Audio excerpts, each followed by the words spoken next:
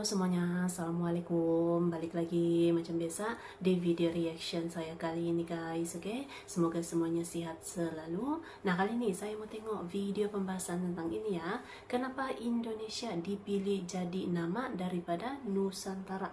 Nusantara pun Indonesia juga gitu kan. Yang dulunya dikenal sebagai Hindia Belanda, Nusantara, dan sekarang Indonesia gitu, oke? So, jangan lama lagi, mari sama tengok video ini. Let's go!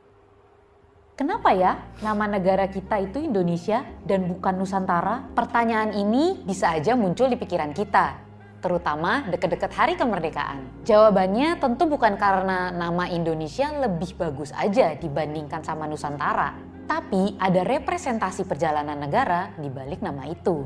Mau tahu? Mau paham? Sini, tak kasih paham.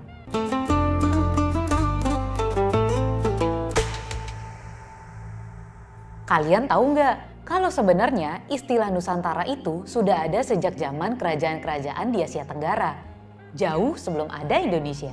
Terlebih kalau kita bicara gagasan politik kerajaan kayak Singasari dan Majapahit.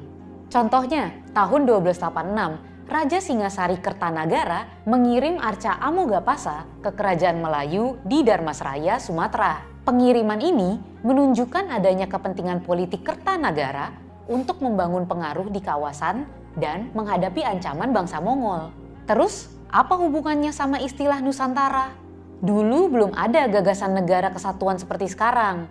Yang ada adalah jaringan kerajaan yang terhubung lewat perdagangan, diplomasi, hingga politik.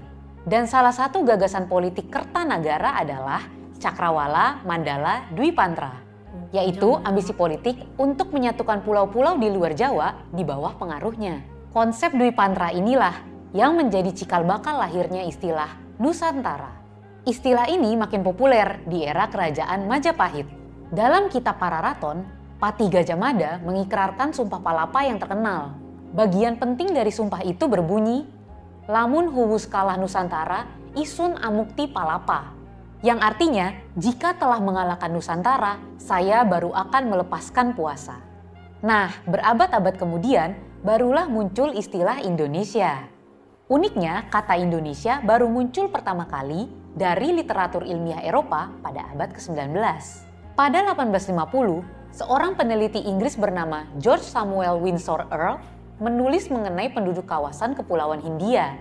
Ia mengusulkan dua istilah, Indonesians dan Malayunasians.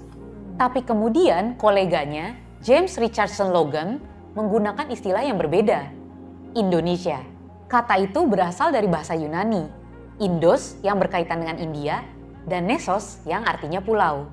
Jadi secara sederhana, Indonesia berarti wilayah kepulauan yang berkaitan dengan kawasan India atau Indian Archipelago. Jadi awalnya Indonesia hanyalah sebutan geografis, bukan nama sebuah bangsa. Istilah ini kemudian semakin dikenal setelah digunakan oleh etnolog Jerman Adolf Bastian dalam karya-karyanya tentang kepulauan ini pada akhir abad ke-19. Nah, istilah yang awalnya digunakan oleh para peneliti untuk menggambarkan suatu wilayah ini, kemudian mulai digunakan oleh orang-orang dari wilayah itu sendiri, dimulai dari para tokoh bangsa. Salah satunya adalah Ki Hajar Dewantara. Ketika berada di Belanda pada 1913, ia menggunakan nama Indonesisch Persbureau atau Biro Pers Indonesia dan mendirikan kantor berita di sana. Kemudian, organisasi mahasiswa Indonesia di Belanda juga menggunakan nama Perhimpunan Indonesia. Istilah Indonesia pun perlahan berubah makna. Dari sekadar wilayah kepulauan di sana, menjadi kita satu bangsa dari wilayah yang sama. Jadi, kenapa bukan Nusantara?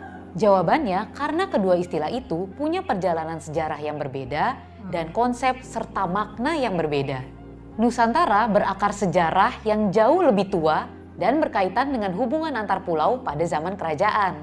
Sementara Indonesia muncul sebagai istilah geografis pada abad ke-19, kemudian diambil alih dan diberi makna baru oleh gerakan nasional.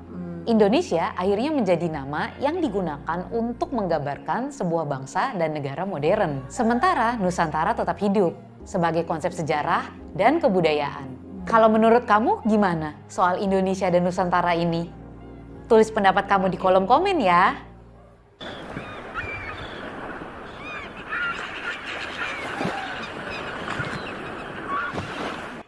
Oke guys, coba ya videonya ini.